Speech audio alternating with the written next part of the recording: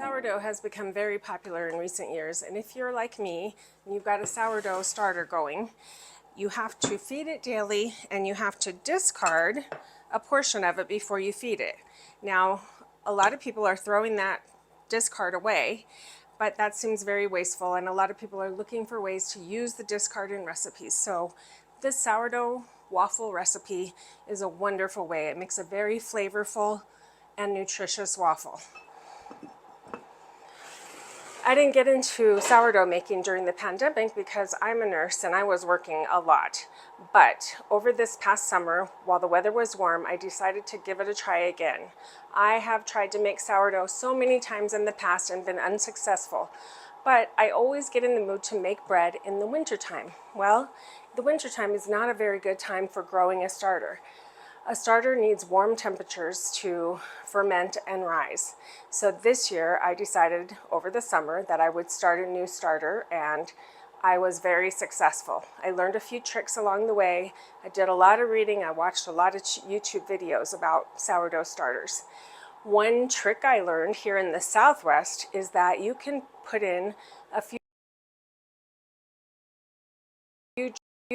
juniper berries off your local juniper bush.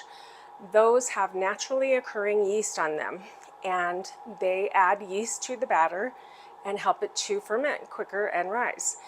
If you don't live in the Southwest and you don't have access to juniper berries, you might want to do a little research and see if there are any other local berries that could be used to accelerate your starter. It was a wonderful trick, and I was so surprised that just a few little berries in my starter made it double up to the top of the jar overnight.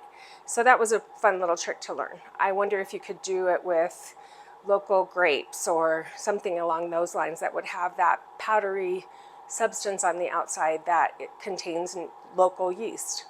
So that's a tip.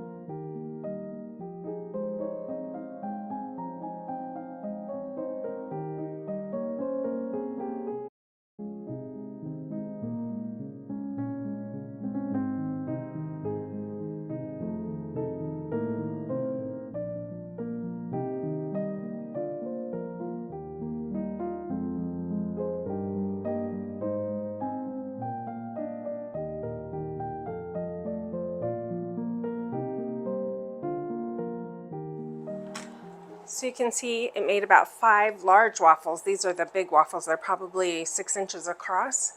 If you were going to make the smaller, like Lego size waffles, you could probably get 10 out of this recipe. They smell amazing. But anyway, that's how you make sourdough discard waffles. Now all I have left to do is feed my sourdough starter, and she'll be ready to go for another recipe tomorrow. I can either make bread or discard, but I've pulled off my 1 cup. I'm going to feed it with 1 cup of flour and 1 cup of warm water. Give that a good stir, you can see. And you want a thick starter batter. And then I will mark it so that I can make sure that she's doubled in size before I use her to make sourdough bread. If I don't want to make sourdough bread, I could pull off a cup of discard for a recipe and then feed my starter again. One of these days I'm going to wash this container, probably not as often as I should, but it just adds to the flavor. So that's her, and she's ready to go for tomorrow. Now I will take my marker and mark where she's starting at, about right here. And that way I'll know when she's doubled, and I can get a good bubbly starter out of her. I don't know why she's a girl, but she is.